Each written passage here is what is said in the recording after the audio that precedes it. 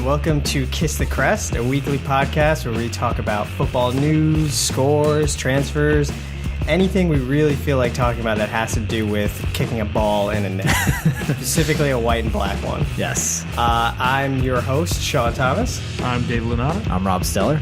And like usual, we're going to start off by talking about a recap of the weekend, all the scores in the Premier League, some of the other major scores around Europe, like in France and Germany and the Spanish Supercup. And then we're going to move on to a couple other topics. And today we're going to be talking about promotion relegation. Is it overrated? Is it not? Why it's awesome. And then we're also going to talk about technology and refereeing. How important is technology, and why is there so little technology in refereeing in this sport that we love?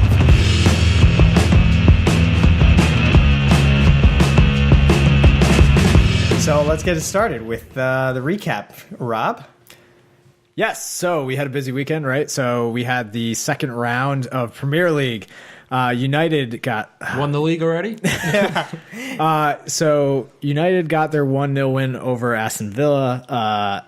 Januzaj had basically the only good part of the game. Nicest goal of the week. It was nice, but it was completely solo effort in an otherwise pretty boring game. I don't know if you want to weigh in on this. Like, I felt like United just hasn't hit their stride yet. No, definitely not.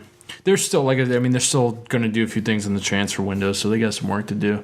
Still building the team. Muller, man, they're just going to get him. Just gonna, $85 million. I mean, what do you think? What do you think is going to make them click? Is it them gelling, or is it that they just aren't showing the energy that they need to like? I think it's gelling. I mean, I definitely still think a defender and a forward, once they get they still don't have their full squad of what they need for the full season. But once they do that, it's just a matter of gelling. And figuring out the De Gea situation, so you can figure out like the back line and the keeper. I mean, right. Their goalie, that situation just doesn't help. So yeah. All right, so we had Everton beating Southampton. The Kippers. That was a surprise. That was. I mean, and especially it was at St. Mary's, yeah. And I mean, they looked pretty average last week, and last year they had been pretty inconsistent, but it was a solid win. Lukaku really stepped up. He did really well. I think Barkley had a really good goal too. And it was just an all-around good performance. I was surprised, but the boys stepped it up. So we also had Norwich beating Sunderland 3-1. We had Watford and West Brom at a 0-0 draw. We had a couple of interesting scores, right? So we had Swansea beating Newcastle 2-0, which was kind of a shock. We also had Tottenham holding to Stoke. I don't think I mentioned that yet, right? Yeah, no, yeah. We had Leicester beating West Ham, who, by the way, Leicester is in second place right now. They have a good team. They look good. Really? They look good. They just got Gökhan Inler from really? For like $8 million. How do they even have that money? I guess TV. Yeah. So we had a couple of bigger games, right? Liverpool won. This wasn't a bigger game, but they won 1-0 in what was again just not a very good performance, right? I mean, they're really just getting by the skin of their teeth, right? Arsenal beating Crystal Palace 2-1. I believe that was on an own goal. They won too. No, it was an own goal. No, Alexis Sanchez went in for the header, and it went off the defender and in. Yeah, but that was that 1-0. I thought it was 2-1. It was 2-1. Yeah, so I think Giroud scored. Yeah. He had a really good volley, and then they came back, and then and it wasn't Czech's fault this time. I will say also, Liverpool got really lucky on that win. The goal, Bournemouth had a goal that was called offsides that shouldn't have been. And then they also had, it was disallowed. So I think there was some contact in the box, something like that. Yeah, that's a new rule apparently they added, which kind of makes sense. Where apparently because that goal that happened. So so the Liverpool goal that they did get, right? It was a cross in from the left side of the box, and the new rule is that if you have a player in an offside position who attempts to play the ball, then it's called offsides, regardless, regardless of whether they touch it or not. Which is what happened. Makes sense. Which is what happened, but. it ended up going through into a player on the back post who scored. Yeah. And the goal counted, even though this is supposed to be this new rule. And that's they where just didn't, replay would, it would take. We'll get into it later. So the biggest score of the week was clearly City's performance against Chelsea. Absolute annihilation. 3-0. Goals came from Aguero, Company, and Fernandinho. And it wasn't a game where you felt like, oh, they just happened to get the 3 goals. Anyone could have won. It definitely felt like Chelsea had some chances, but I mean, in the first half, Aguero could have had like 3 goals. Yeah, City just the hero of the game was freaking Begovic making all these saves. Like, who would have thought? He's made some really good saves for Aguero in the beginning, and but that's, I mean, it goes back to if your keeper is the best player on your team. That means, and especially Chelsea. I mean, defense. Ivanovic was getting destroyed out there, and I mean, well, first we'll talk about the game, then get into the dramatics of the whole thing, but. I think Aguero was excellent. His goal, I mean, it was absurd. Bringing it down and then just walking around everybody and in.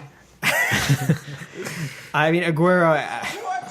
Yeah, I don't know how he doesn't get as much talk just because he can't stay healthy, but he clearly, I think, is one of Hazard. Yeah. They're clearly in a league better than most, like Messi, Ronaldo status, close, like quality wise. I mean, it's another one of those amazing things. It sucks that they happen to be there at the same time as Messi and Ronaldo, because otherwise they'd be, it's absurd how good they are.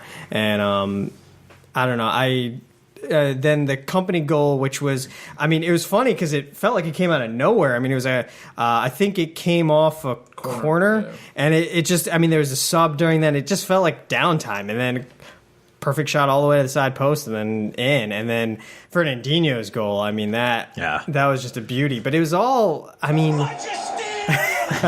Ray Hudson had a lot to say about this game.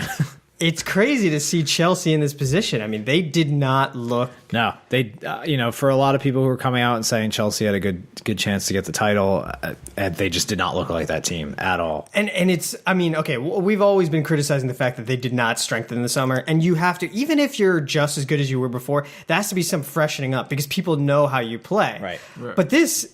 Even for them last year, this didn't look like them last year. Like, even the same team, it just didn't feel right. And I was surprised, some really bad performances. Fabregas didn't do well. Costa was doing his own complaining every time he falls down. Like I said, Ivanovic, like, it was not a performance to remember. Hazard, I don't think did that great. I mean...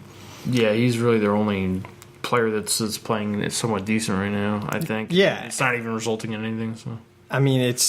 I mean, what do you think they do moving forward? The transfer window's closing, and the options are just not there. There's no big name they're going to sign. Well, maybe one.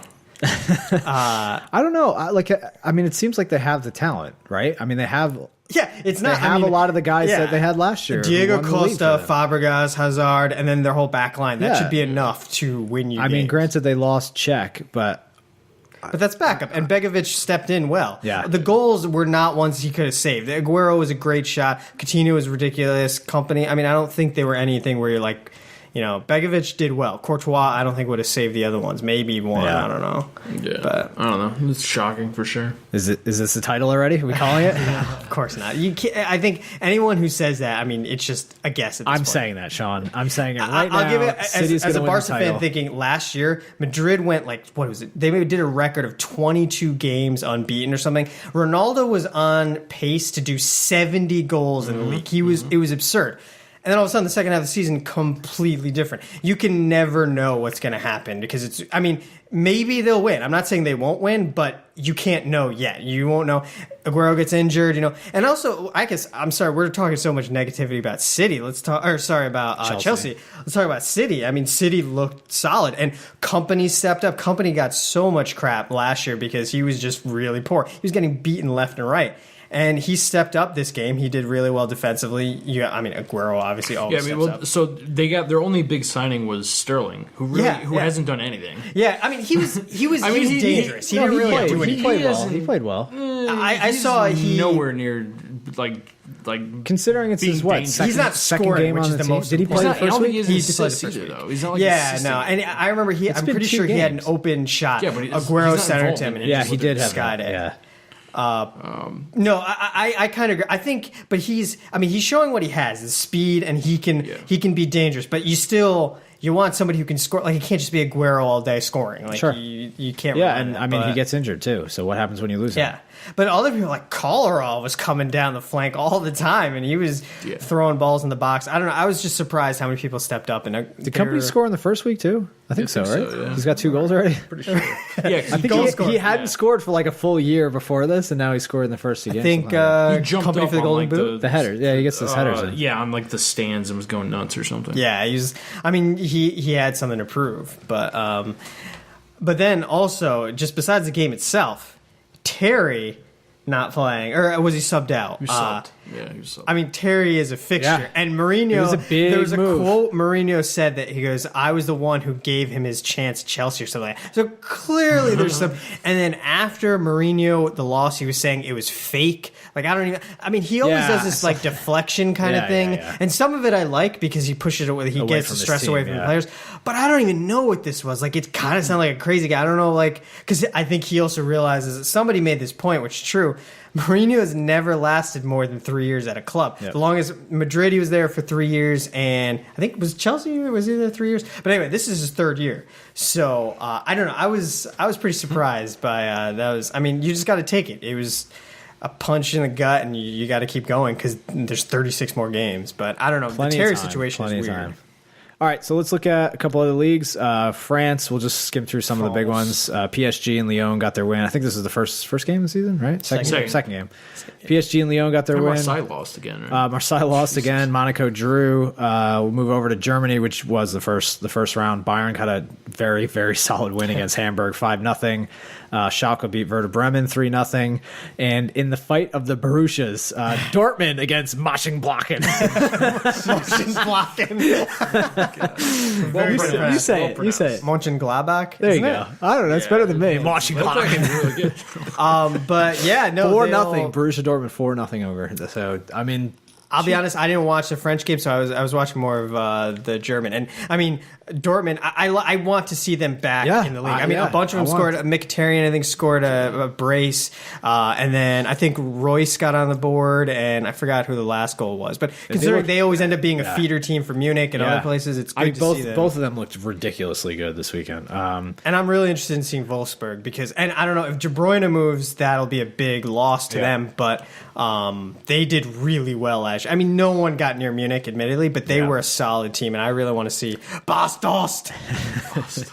All right, so let's talk about one of the biggest upsets of the weekend. There are two games. Nothing happened. Two games you had to Spain, suffer. there are no games. Spanish Supercup, Bilbao versus Barca. First leg, 4-0. 4-0. Bilbao. So there's a stat, like something in like 60 years, we've never conceded 8 goals in 2 games, like or 2 games in a row. consecutive games, Yeah, because we conceded 4 goals last one. Well, now you have. Yeah, get that record out of the way. I mean, I can only say in our defense, which there was no defense, we were definitely, one thing you do see what the offseason does when you're playing abroad. We played in America for the first time, so they're a little more tired. Then we had to play in Georgia, which is pretty far away. So because of that, Lucho Enrique, our coach, decided to sub in all our players. Basically, our whole back line was basically different. Their only starters were basically, I think, Messi, Suarez, Dani Alves, and I think one of our midfielders, something like that. So we had a very different team. So their team sucked, basically. And so we just let in goal after goal. It's no excuse. Our B team should not let in 4 goals. Like,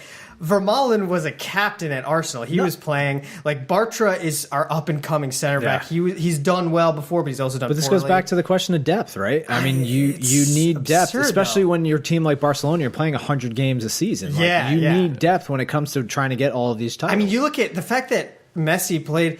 I mean, I guess he was out of preseason, but he hasn't stopped. He played Copa America and he came back. Right. And then other players, they played during the preseason. And if you're on the B team, you probably played more in the preseason. Right. Although that was probably good for them. They haven't played that much last year. But yeah, it shows the lack of depth. And then, I mean, they came back to the Camp Nou, and I mean, it was 1-1. It wasn't that great. I mean, we had a lot of chances. It's ridiculous that you played, Friday and Monday? And Monday, right? yeah. That's crazy. And then we're playing again, yeah. And the goal was a beauty, though. Rakitic into Suarez. Suarez shouldered it to Messi. Messi shouldered it down. 2 handballs, basically. Yeah. But it doesn't matter. I mean, we lost.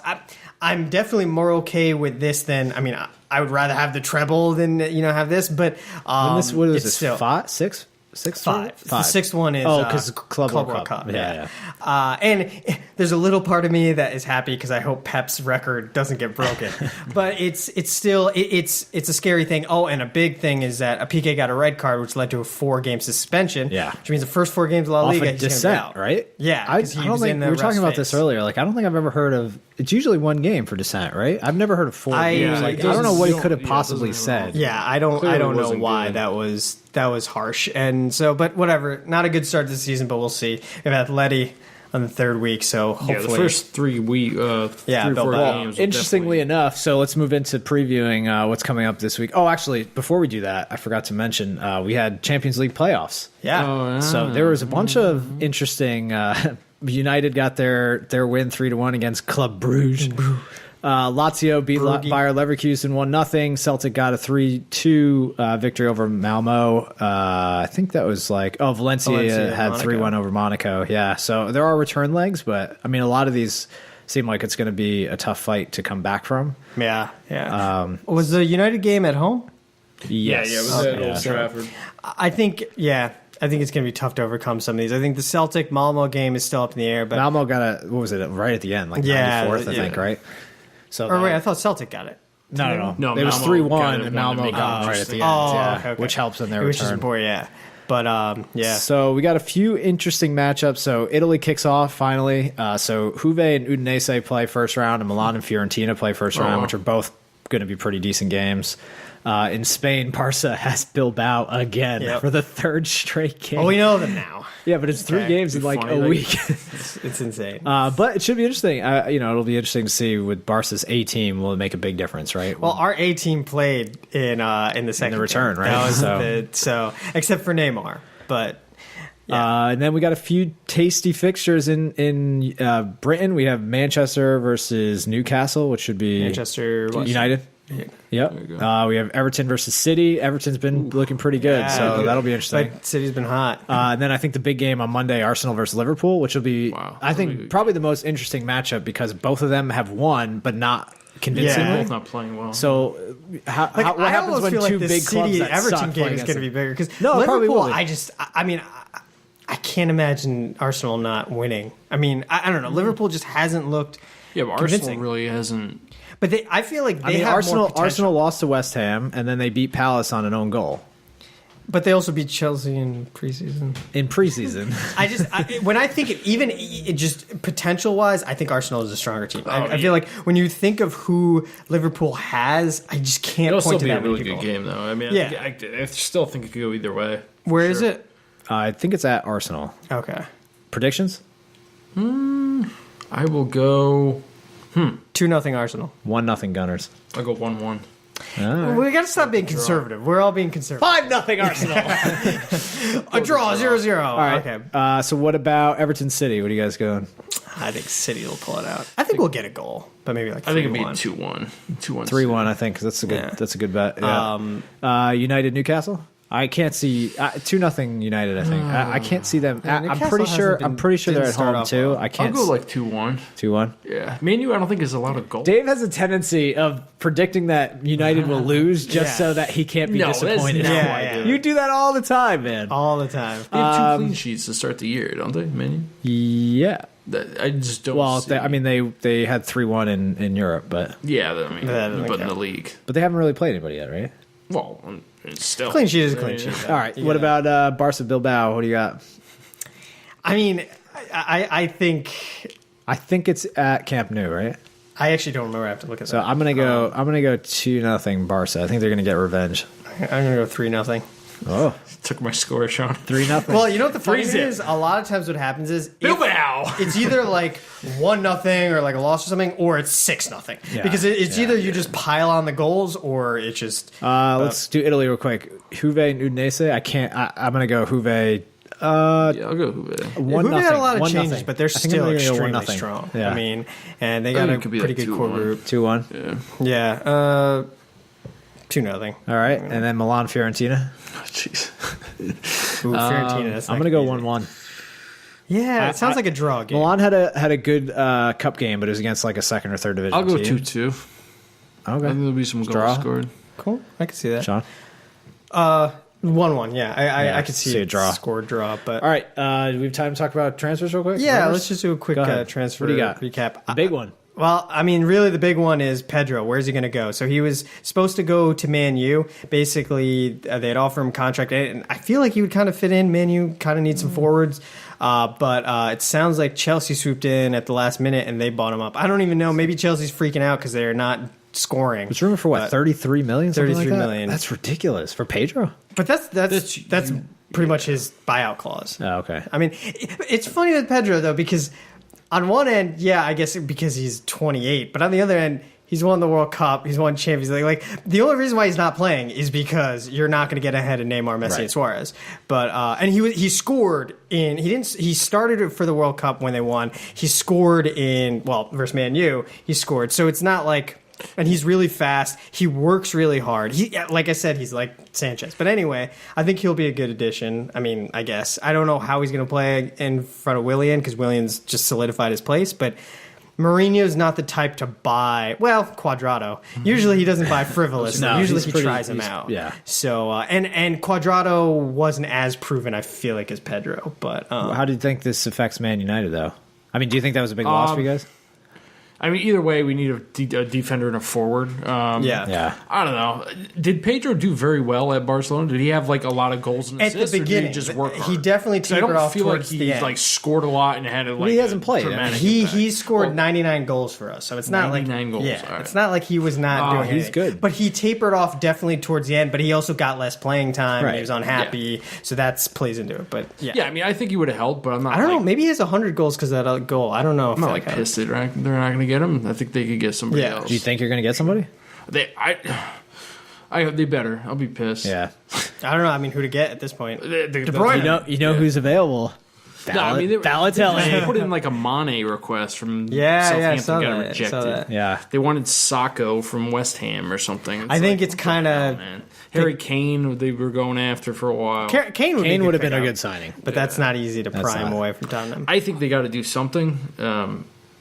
But who the hell knows? They probably won't. So I do want to talk about a rumor real quick, just to finish this off. Was Balotelli, who's fallen completely out of favor at Liverpool, going to Watford? Which I think that would have been a good signing for Watford because I think he's the type of player who needs to be the center of attention, like the lone wolf kind of thing, in order to thrive at a club, and he hasn't had that the last few clubs he's been at. He's the kind of player it should be a good signing. He's big, he's strong, he can finish sometimes, but it never works out. Like he should be like when Liverpool got it, a lot of people derided him, but it wasn't that expensive. It was kind of like, well, whatever. If it doesn't work out, it's not like Andy Carroll where we spent 40 million on it.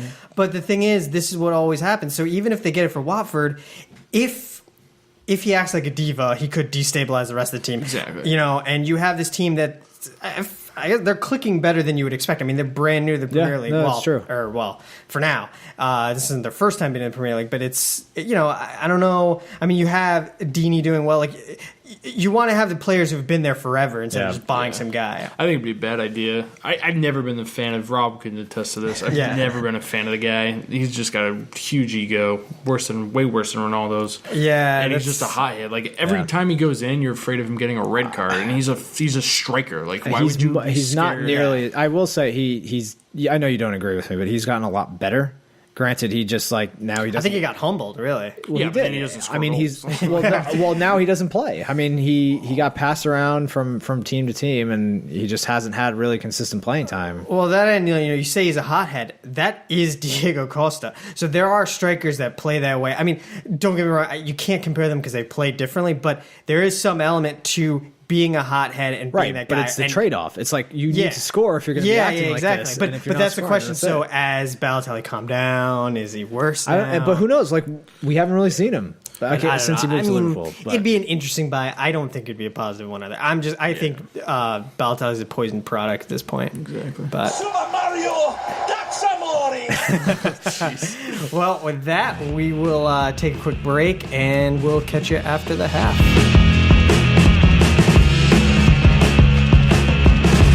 Kiss the Crest is part of the Commentist Network, which is a collection of great podcasts covering a wide range of topics, from tech news to music to Dungeons & Dragons to veganism and positive living. For more information about Kiss the Crest or to check out our other great shows, go to thecommentist.com.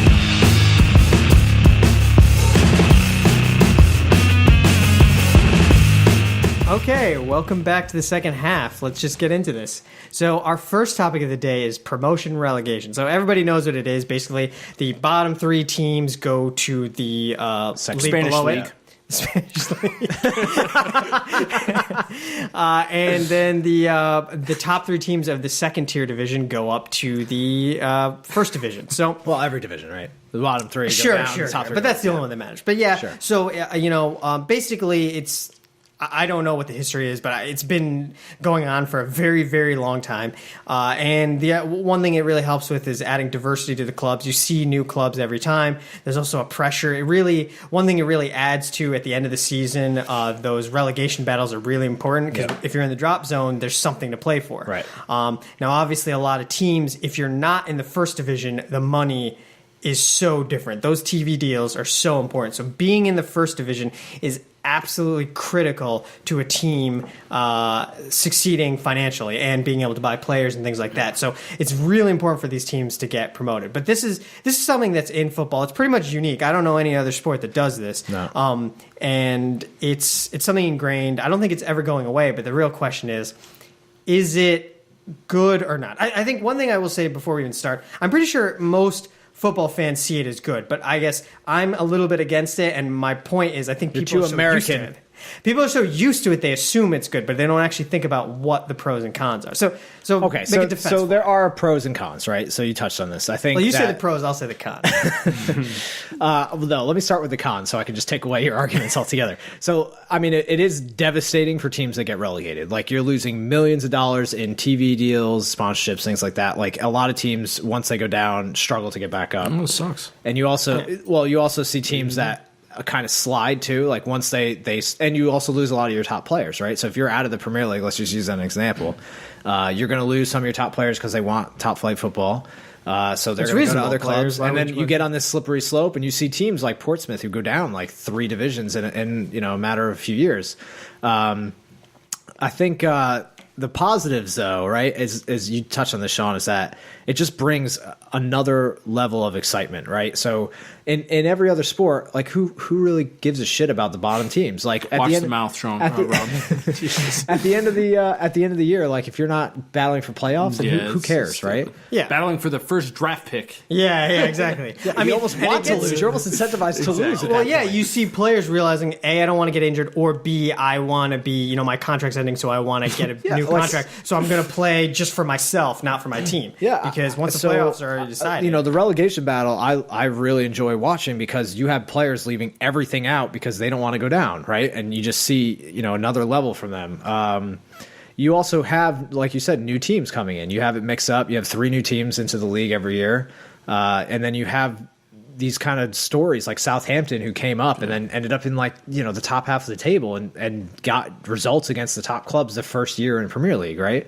You also have teams like Nottingham Forest back in the day under Brian Clough, like they were in the Premier League and then ended up winning back-to-back European Cups. And then as soon as he left, he went back down. And I think it's just these stories that come up that, again, I just make soccer and football just so much better than every other sport. Is that you have you have these storylines that just cannot exist in other scenarios. Well, okay, so... And I will say real quick, one of my favorite events of the year is the championship playoff game, because the way that the third team gets promoted from the championship, the second division in England, is through a playoff between the third through eighth place team. Yeah. And they do a knockout style tournament, and the winner gets promoted, and it's called the $1 million game or whatever because of the endorsements. But like that at Wembley, like in front of more fans than they probably ever played in front of, like that is one of the most exciting games I think in the football calendar. So I mean, first I'm going to say that's wrong because I think you love that idea of red card. You're out. You're muted for 5 minutes. Dave's turn. All right, guys. Anyway, what do you think? What's Yeah, I love it. Took my red card seriously. Sean's kicked out of the room. You're no longer next 3 podcasts. You're gone. You're gone. No, it's actually 4 because it was verbal. It does just competition is so much better. Like if you compare it to American sports, like Rob was saying, or I was saying, the draft picks. Now what they've actually done is if you finish, which they're trying to get away from teams tanking, they've actually made a lottery.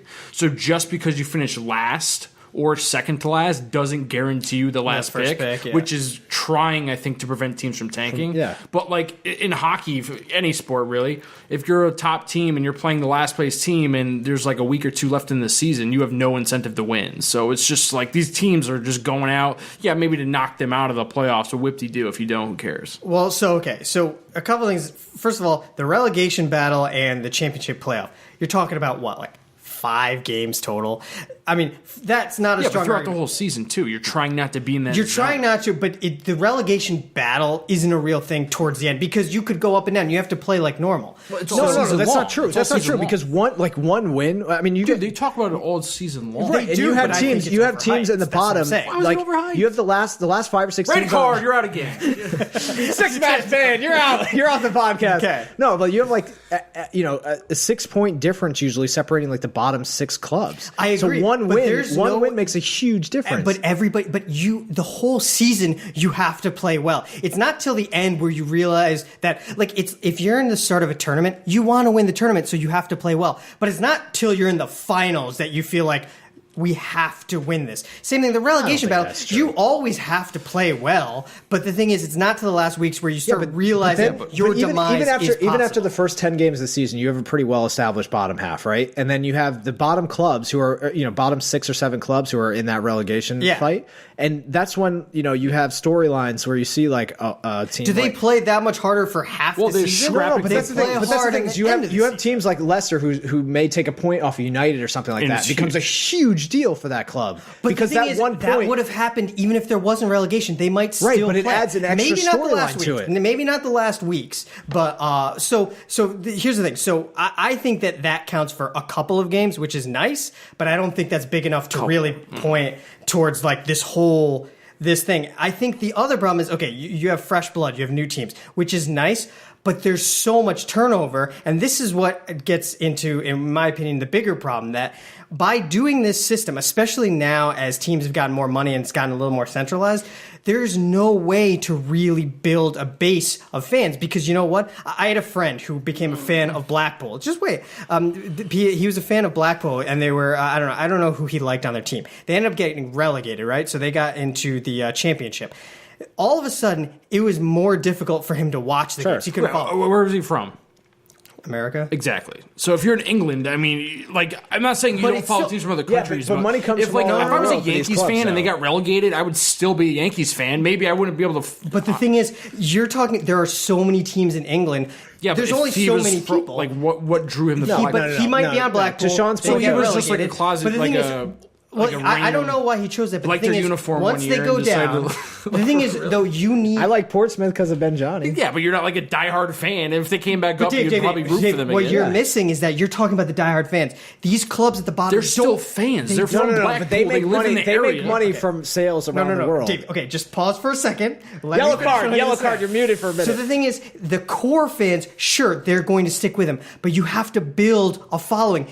Blackpool doesn't have a lot of core fans because they're just not a big club. And so what happens is you need those fringe people who are they need to choose a team. That's how City got their following and things like that. People who want to choose a team. Once you get relegated, you're not on TV. How do you get that other group? Sure, the core fans are going to be there, but it's not that big. And you can't build a following if you're going up and down and You up don't think and down. Rob will always like Portsmouth for what they? But you're not listening to me. The core fan, you have to build the core fan. They don't. When Yeah, you but start what as does a the club- core fan have to do with the freaking owner going bankrupt? They're not having money. Because to how buy do you? guys. Okay, they you don't support the okay, when you club. start a club, you have 0 core fans, right? Right. How do you get core fans? Either you're from the area, you like a player on the team, you are in a relationship with somebody on the team, cousin, brother, friend, somebody you played with. And do you think there are enough people you'll that always- have a I don't think connection to just the because- team that it's going to build enough Obviously. base that you're going to make money? I mean, you well, think if you about don't have in a London, connection, how then many they- clubs? So then they just don't go to the Premier League. What's your point? I don't get it. That's the point. You can't build a following at all because you have to build a following So from you're not saying- just people who are friends of friends. So you're You saying have to because build they fans. don't have a following that these teams just go back down? I'm saying they can't build a following, so they can never get above the bottom half because they never get enough money to do well. That's how they start, essentially, no? They start, but how do you build anything if you're always once you get relegated? All of a sudden, all the people outside of your town, outside of your best friend, and there are examples, but it's so rare. You look at all the other teams. When you look at the last 5 years, I think every team that was in there has been relegated or they just got promoted. I'm pretty sure when you look at every team, Southampton was the outlier. Same thing you see in other leagues. No, it's not like you see that many big stories. Look at Leeds United. Leeds United came up. They won the Premier League. Now they've fallen off. Like they haven't been in the Premier League. But that's what I'm saying. They're never consistent. You see this centralized power because no team. So you'd rather have the same 20 teams every single year? I don't think anyone cares about the bottom. I don't think anyone cares about Crystal Palace. I don't think anyone cares. But you take so much away from it if you're taking relegation away. If nobody cares about those bottom teams, why do you care? At least people who they have following. Nobody cares. So what following? It's just the core following. There's no other bigger fans.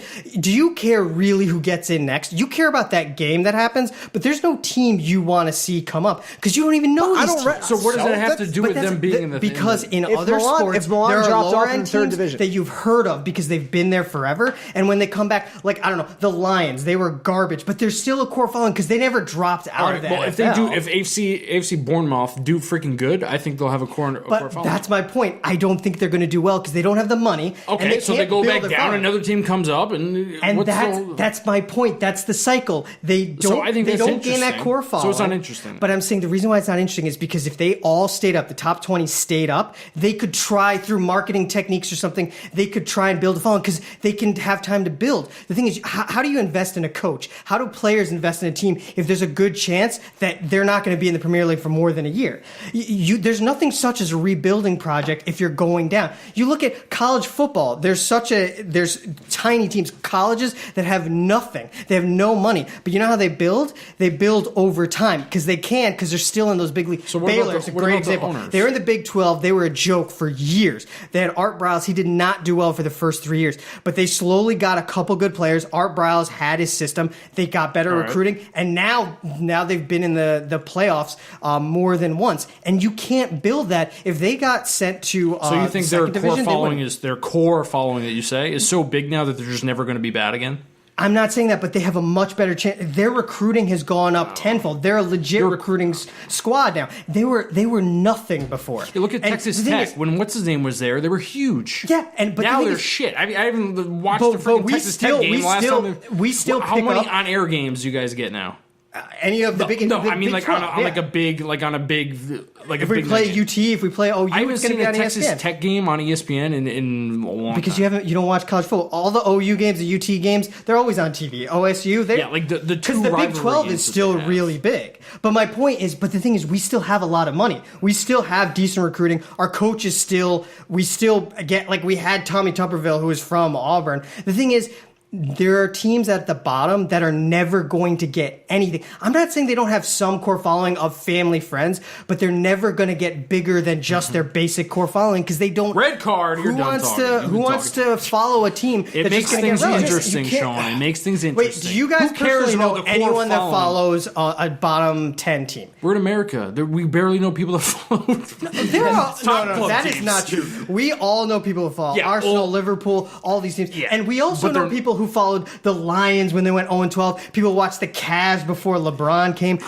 We know that they had people that watched. So you want to take away promotion relegation? Because I don't think it adds anything. What do you mean it doesn't? It adds so many different storylines. It doesn't add enough that if you want to add competition, you need clubs that can actually build a following. So you think getting rid of promotion relegation will make it's just specifically the it's Premier League more better? Like you don't think it'll make it better? I think it'll make it more. You'd have to change everything because you'd have to bring in a draft system then, or else because you'd always have the top club, the top four being the top four. Wait, what do you mean? Why would you have to do a draft? How else would how else? All right, assuming that let's just say Watford, they would be in a better position than they would before. Let's just say Watford stayed in for now, so they got rid of this, right? Yeah. How is Watford going to build anything? They get all the TV money every single year. Whereas if they go down this year, they lose all that money. So where do they invest? If you're a coach, say you're a top league coach, why would you ever go to a club that you know could get relegated? You might not have that money next year. If you're in the same league every year, NFL, you're getting that money every single year. So at least you have something to invest in. They're not going to ever get rid of it. You're right. No, that's really true. I don't think they're ever going to get rid of it. Why do you think they're never going to get rid of it? But I think by doing this... Why do you think they're never going to get rid of it? Because people are so used to it. In the the same way the so draft how would system. how would they get rid of it? Wait, hold on. They'd essentially have to just like automatically choose They'd a have to set reform the few. league. They'd have to reform the They'd league. be like, oh no, Leeds, you're never allowed. in the Yeah, Premier they would League. have to decide what 20 teams they want to do. That's why it would Yeah. never happen. But I don't know. Like, it's so funny. Why is that so crazy that there's only 3 teams from London instead of, like, where's Bournemouth? Where Leeds? Like, these aren't That's what big makes it cities. interesting, though. That's why I like watching But nobody follows them. No, we didn't even know the scores to these low games. I don't think you. who cares I don't if think we you don't care about know Bournemouth. anybody? I don't think you care what's about funny any about of this? these. Like, go to the the games I stadiums. watch on the weekends now are But you're usually weird. lower You level teams against also, big but clubs. you don't watch Champions League either. So I don't.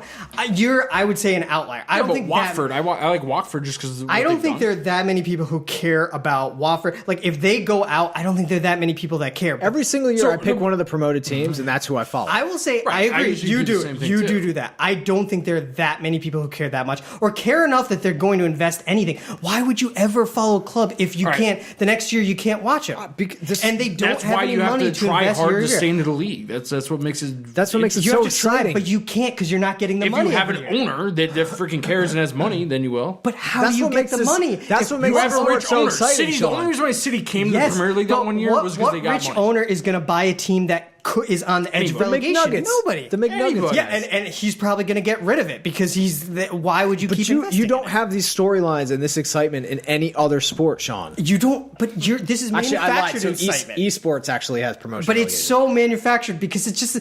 Well, wouldn't it be better if they were a decent team and people actually follow them? It's a storyline just because they beat. But this one goes game back to one why time. you like these Cinderella stories in soccer. That would not exist without promotion or They relegation. would still be lower than the Arsenals, the Liverpools, and the Uniteds. But now you're just talking wouldn't- about every but they'd American be more sport, likely. Shawn. Why? Because Well, you would not have to add a But draft. you don't have teams like you don't have these storylines like Southampton coming up and destroying. I still think that nobody really. I think you care about these teams, but you don't care that they get turnover every year. Like that. Well, we're not Southampton is diehard the only. fans, What's but- the last team you know? so you're that telling me got promoted if that was Barcelona great? got relegated, you'd stop watching them? I mean, if it worked that they're not coming up. They have a core following because, and this is the thing, Newcastle can survive this. They got relegated, they have that following, so they can come back up. But the vast 99% of teams do not have that. You're right. If Barca went down, I would still watch them. But that's because I know they're an exciting team. I know they have money. What if they went down to the fourth division? What if they all went of these, bankrupt but that's and why. they So Rangers came back. That's the thing. My point is, these low teams, they can't get the core following. These clubs had the core following. If they went my way, Barca would never get relegated. They would just be 20. So you're saying just the core following? Yeah, but the owner You clearly can't has build a lot core of say. following if you're being so What about the transient. owner? What? Say Ranger. All right. Say I don't know. Rangers can Shrewsbury come up Town. because Rangers they is have the different. money. That's different. Shrewsbury Town. come up Rangers because is they have the money. There was a Rangers is millionaire not. in Shrewsbury Town, all right, Yeah. who's in, let's just say, the third league. And a local millionaire from the town decided, hey, you know what, I want to buy a soccer team. Bought the soccer team and literally just wanted to get to the Premier League and got there and they would stay because he had money. Okay, here's the alternate They would scenario. get Here's the followers. alternate scenario. Watford is in the top 20 Premier League team. Some millionaire realizes this is a good investment because I know they're going to be in the Premier League. Why not invest in them? Why would you invest in Shrewsbury Town where you could spend money and they don't go anywhere? Because you're never going to get players to come to the second division. You're never going to get top tier players. But if you know they're in the Premier League, you could say, Yeah, hey, and then you end in up with a 2 bunch of years- homogenous teams like some American sports are. How are they homogenous? What teams do you know? Like, what are all these players you don't coming have from the these second? you don't have what these are all these Cinderella players coming stories from like the you do in second soccer, division that you're Shawn. talking about? What are you talking about? What are all these second division players that are coming up? These transfers aren't coming from nowhere. All the big transfers are from big teams and all the big clubs. Pedro, De Bruyne, Sterling, Watford. they're all coming What from about the same Watford's place. transfers? What transfers? What? Bayrami, who was in the Premier League on another team. And he would have stayed in the Premier League or something like that. That's not true. Yeah, but the thing Inler. is, these big Went to Leicester like, City. do you really think that in the NFL there's just all the teams are the exact? Look at the guys same? on They're Southampton. not. Look at the They're- guys on Southampton that end up going to Liverpool. And I'm they not would saying never it given never, that okay, chance. by the way, They would have I'm never not saying gotten it that never chance. happens. I'm not saying it never happens, but since you see these storylines, you think it happens all the time. When Southampton is that rare exception. But the Whereas point, you would see more what makes it competition. exciting is that this is possible in this sport when it's not possible in other sports. But the thing is, by doing this, I think you allow the top teams to stay the top teams. There's no moderator one here. no one can compete with them because no one's ever going to have the money, and no one. Why would you ever invest in a club that could not be in the Premier League? City at least was a half stable club. They had played in the Premier League a lot. What do you couldn't ever be in the Premier League? What do you like you see? Okay. Say you're a multi-billionaire. If you invest in a second tier team, you don't know if you can buy legit players to come there because getting them. If you buy them, yeah, you could, but you can't necessarily buy them. Players will say, "Look, yeah, this is good money, but I want to play in the Premier League. I'm good enough." You're not going to get legit players. But if you get players that say, "Look, this is a rebuilding project. We're going to be in the Premier League, even if we have a bad year, bad 2 years, we're still going to be there." And so invest in us, and we can build out. Right. I mean, anyway, bottom line is it's not going to change. We're running out of time. You're right. I do agree that I do not think it'll change. In the same way, I don't think American sports will ever implement promotion relegation, even in sports what like about MLS. No, I don't think they will either. I don't think that'll happen. But I agree. But I think that it's a little overrated. But we knew that was going to be a heated topic. Well, I guess we'll spend a couple minutes talking about our second topic, which is not offsides. So review. One thing that we've been talking a lot about. This how is another football, big topic, though. No, we can end this. So I think we all pretty much agree. No technology. and one thing that's unique about football, we've talked about how in so many ways the rules and the way football works, for whatever reason, is just completely different than every other sport. Even non-American sports. Part of it's because it's been around for so long and the rules have not really changed. But I mean, does cricket have a draft? I don't know if they do a draft. I think they do. I'm trying to think of non-American sports cricket that what? In India. I mean, that's probably the biggest league. The IPL doesn't count though. Why? Because they just bring in a bunch of guys. But they're the biggest domestic league, aren't they? Yeah, but that's Club new league? too. It's only been around for. I mean, what are other sports? I mean, basketball is big in Spain. What are we and trying Greece. to think of? I'm trying to say what other leagues around the world. Whatever. That's something else. So anyway, what we want to get into is refereeing. Now, in almost every other sport, there's a lot of technology and a lot of instant replays. Yep. So refs can make a bad decision, and usually the ref's call is the if there's any confusion, like in the NFL, there has to be overwhelming video evidence to overturn a ref's decision. Their decision is always like the top decision. Most sports are like they work like that, and so they want to keep that makes human sense, element. obviously. Yeah. But soccer is different in that there is no such thing as instant replay, and we've all seen situations where there's a red card, a PK, something like that shouldn't have been PK's called. red card. Yeah, and that was incorrect, and you see it on the replay on TV, and you're like, that was wrong, but you can't take it back because that technology isn't there. Now, there's a pretty big reason why that isn't there: timing. Football is also the only sport that has no timeouts. They just continuously play.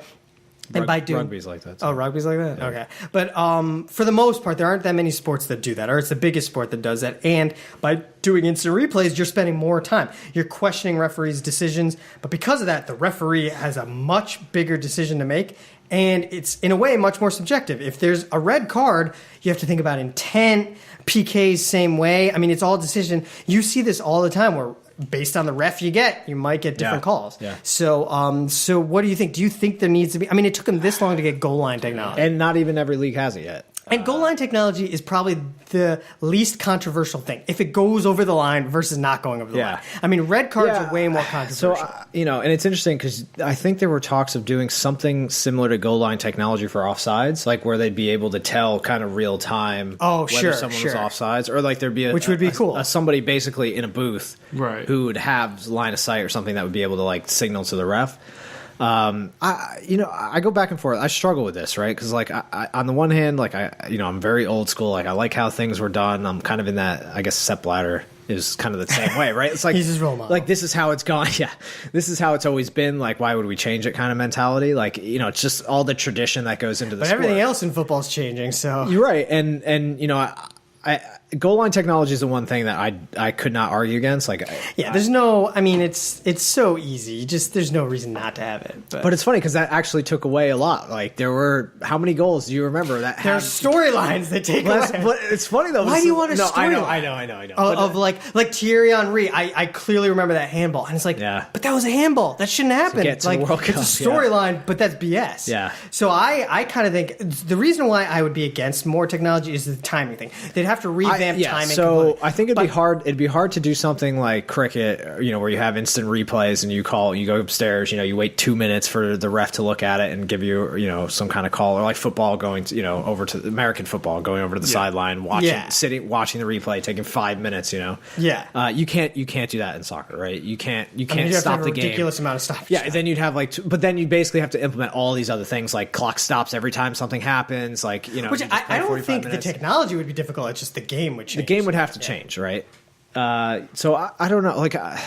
So because of that, I don't think it'll ever change. But I also think by doing this, you would reduce diving significantly. Because if people realize that we're not going to get those calls. But where would it stop, right? So, would you enforce diving because you have instant replays and be like, oh, well, he actually didn't touch you? Would you start having like the heat sensors like cricket has, where you could say like, oh, there was no actual contact, so when Barcelona players come flying over, you can know it's a dive. Like how far would it go? Yeah. Well, that's what I'm saying. How far would you take it? Well, for sure, if there was a dive in the box, you would say, this is not a PK. Yeah. We're not giving this PK. Yeah. I get what you're saying, because not only is that preventing something, but it's also giving a card. That's a good point. So let's separate it between. But before I say that, I think people would just dive less, because if they're not getting the PK call, why would they dive? Yeah. That's the only reason why they do it, because they know they can win calls.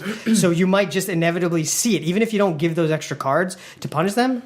So there's and you look stupid. There's a couple things. There's a couple of interesting things, right? So like offsides, I don't know. It kind of goes both ways, because like, there are stops in play, right? So when a foul is called, there is a stop, right? So like a PK call, for example, that's like you could have somebody watching it real time and replaying it pretty quickly to say whether or not that was an actual. Yeah, there's PK. also a question: how quickly could they do it? Right. If So it was and then quick, like offsides calls are the same thing. Like when the whistle's called to give an offsides, you could have somebody actually. But at that point, like, what are you going to do? Like say, oh no, just kidding, it's a goal. Yeah. Like I don't know. Like that's a confusing thing too. It would change everything.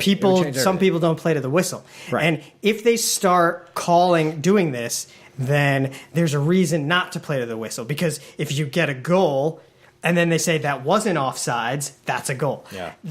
There are a lot of things where I don't know how they'd fix that, and I think that if they were to change something, it probably wouldn't be for a little while, but I think the offsides is definitely something that they could change, just because they can, we watch it on TV, they draw a line and they can call it. Right. So somebody can buzz in after the play's over, or after the run of play ends or something. Right, but that would only catch offside calls that were given, right? Well, are you saying you take away goals if you saw that it was offside? Offsides call. So I don't know if an offsides call, so if they didn't, exactly. So if there was like a goal that resulted in a close offsides call, or something that was a close offsides call that affected the play, then they could review it if it was wrong.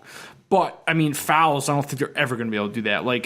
Basketball, you can't do that in American basketball. So, every time there's a foul, you can't just ridiculous. I actually was watching because the Canadian Football League has been American football, Canadian football, Canadian American. They actually replay pass interference calls. Oh, and I was like, how is that? So, if there's a throw and they feel like there's pass interference, they can challenge it and stuff. I just think that's way too much.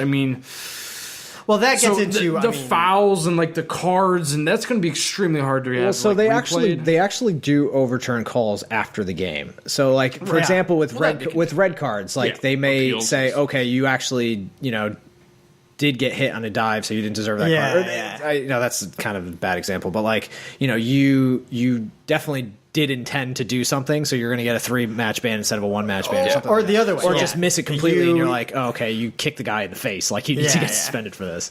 I bit him in the shoulder, but I think he got a suspension for that. Not enough, Shawn. Not enough. Was it lifetime? No, it wasn't lifetime. I think handballs could be something else they could definitely do. Especially, so what annoys me is those things that you get in those situations where it was so blatantly something done illegal, and they don't get punishment for it because a call wasn't made. Maradona. I would say Maradona. Clearly everybody saw in a replay. That I think eventually they could add. There wouldn't be anytime soon, I don't think, but that would be something they could add only in certain areas. But how do they do that? So basically, you need a ref. Offsides, I think, is something that's also. So I don't think they're going to stop the clock. So you'll just have longer stoppage time. So basically, you'd have a ref who is watching in a booth, kind of real time, who could just replay instantly. Which they might already have, some I don't think so. But basically, I think it's always the funny thing is the crowd sees the replay, so they react, and the people watching TV, they know. So basically, basically, if you have a ref in the booth, you'd say, okay, as soon as a goal is scored, or a big call is made, they would be able to watch it and give feedback within like 5-10 seconds. And it might not be that hard. One problem in like American football, it's a small ball and there's so many players around it. There's usually not as many players around a ball in soccer. There's no like almost like a scrum. So that's what oftentimes takes so much more time in American football. So you might be able to do it quicker. But honestly, I would think possibly my least favorite thing about this sport is the diving. And the worst is when you see somebody dive and you like the Dani Alves. There's one we were playing in Madrid and you saw him clearly he wasn't hit at all, and he went off on a stretcher, and it just annoys you when you see it and you're like, you clearly made that up completely. And I feel like I just wish there was a way to cut that out. And I don't think it'll happen, but I wish it's so ingrained in the game. I feel like instant replays would probably be because people say they're going to enforce diving, but you can't. Because how do you do it consistently?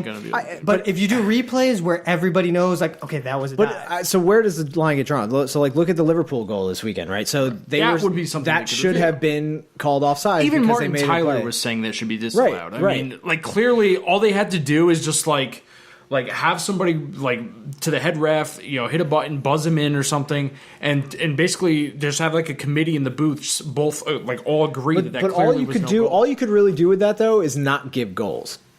Or disallow goals that were already... Sure. Right. I mean, you can't get rid of everything. Like, in all sports, they don't get rid of everything. But that would be the trade-off. My point is, you can't allow goals that are onside. if there was somebody who was onside that was called offsides, like, after the fact, who cares? Like, you can't go back and reenact the play.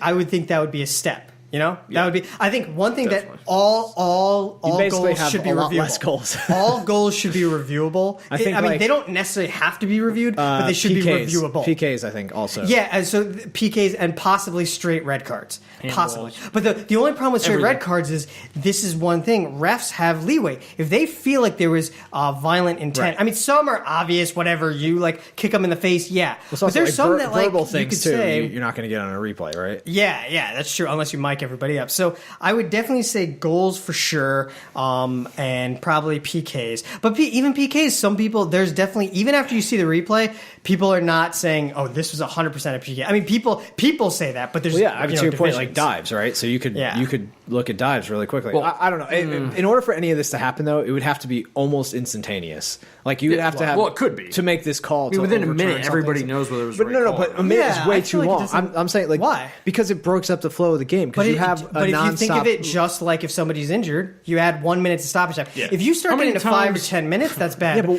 but if you're getting to the point where you're reviewing like 5 plays and a half, like that. But you know what automatically happens? All the players get pissed off. They run up to the ref and they yell, and they waste 5 minutes anyway. But I'm saying, like, if you get to the point, not going to yell. If you get to the point where you're reviewing every goal, like you're reviewing every call in the box, you're reviewing every. It's not like every minute you're stopping to review a play. I will say one. That's why it's going to be like only on like offside calls, like that result in like a goal or something, or only handballs in the box, or only like PKs in the box, or only like stuff like that. One other thing that I really don't like in football, and I think it has to do with the fact that they don't have this kind of system, is whenever there's a bad call, every player gets in the ref's face. Don't get me wrong, other sports they get in their face, but they know at the end of the day there's going to be a system to figure it out. This goes into what happens is they get in their face, it kind of gets violent, and then all of a sudden the refs have a situation. You see it happen where they don't give another call later because they feel like, oh, I gave a bad call. Then like, Fabregas kicks a ball in his in his face. Like I feel like that in your face thing might happen less because they know there's a system in place. They would still happen, but it wouldn't be as bad because they would know we're gonna check this out. Yeah. And if you say I didn't touch it with my hand, but the replay shows I hit it with my hand. Admittedly, though, if it took this long for goal line technology, I mean, even with step bladder out, I don't think it's going to happen. Soccer's a very slow moving institution. Two things I wish that were out were diving and like just being in the ref's face. Like it's tough to be a ref. And Barcelona winning titles. Well, we'll see. Apparently this year we might not. But that was a good podcast. We got pretty heated. I like this violence in sport. I think you got 2 red cards today. You did. Yeah, because you guys were against me, so you just gave me red cards. Isn't that how it works? Well, what if I gave you guys red cards? We were bribed. Match fixing. That'll do it for the week. I think that'll wrap it up. So if you can, check us out. We're doing this podcast every week. Check us out at thecommentist.com. We have a few new podcasts coming out. We have a vegan podcast, a tech podcast, a D&D podcast. We're in everything. Hip-hop so if and you're politics. interested If you have living. an interest in life, Yeah. you should go got to something for you. commentist.com. We got something for We you. have something. So, yeah, please just follow, rate, and subscribe on iTunes if you can. Give us 5 stars if you like us. Give us a comment if there's something you want to hear more about. If you're really into the A-League and the K-League, just tell us. We'll start seeing if we can get into it. We want to hear from you. I actually watched the K-League for a while. Like there was one year, I think it was because How were the storylines? They had all the highlights. But, dude, announcing in Korean is amazing. My gosh. It's amazing. And the crowd. It's amazing. Where they have all those they're crazy. cards. They're so synchronized. Hey there, matey. That's the A-League. That is not what the Koreans sound like, but that's okay. Okay, that'll do it for the week. We'll see you next time. Thanks. See ya.